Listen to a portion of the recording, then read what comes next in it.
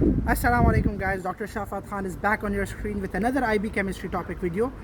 Okay guys, so a very important topic that I'll be discussing today is, guess it, organic chemistry. Okay guys, so how would you define organic chemistry? Leave your answers in the comment section first, okay? Now guys, in ancient times, or I would say in previous times, any compound was considered organic as long as it was being made inside an organism. Okay, this was the previous concepts of scientists. However, another scientist named Friedrich Wöhler, he was performing an experiment in his lab in which he heated an inorganic compound, meaning a lab compound basically, because at that time anything that was outside the body was considered inorganic because it was not made inside the body, right? Now, because it was not made inside an organism, what he did was he heated a compound known as ammonium cyanate. This is an important question that sometimes appears on some of your exams as a scenario-based question, because it might not be in your syllabus, but they might give you the scenario and ask you the question. Okay, suggest type question is what I'm talking about. Now basically he heated this compound in absence of oxygen, and when he did that, what happened? Boom!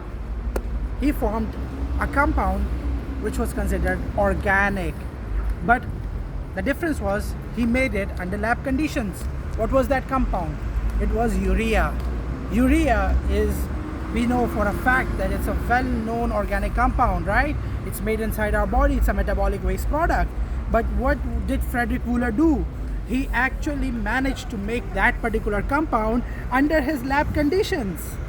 So this reaction completely changed the definition of an organic compound, and a entirely new branch of chemistry was born known as organic chemistry. So that's a brief intro behind organic chemistry. Okay? Now, how would you define organic compounds if tested on your exam? Now, remember the fact, whenever you ask to define, that means the examiner is actually looking for some textbook definition, okay? Some contextual definition. Now, the textbook definition of organic compound would be any compound that contains carbon, hydrogen, or any derivative of that carbon hydrogen containing compound. So basically, if I were to summarize this definition, it's gonna be organic chemistry is basically the study of hydrocarbons and its derivatives. Okay, hydrocarbons and its derivatives. If a question comes, define a hydrocarbon. What is a hydrocarbon, guys? Any compound that is composed of only carbon and hydrogen. That's it. What functional groups, what homologous series might be a part of the hydrocarbon family? Alkanes, alkenes, alkynes. Okay.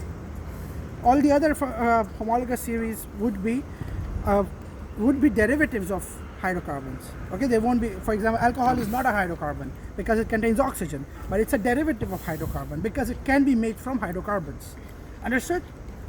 So this was a brief intro of organic chemistry and how organic chemistry came into existence, and that's the reason why we got so many compounds around us from organic chemistry. We are living in a plastic world thanks to organic chemistry.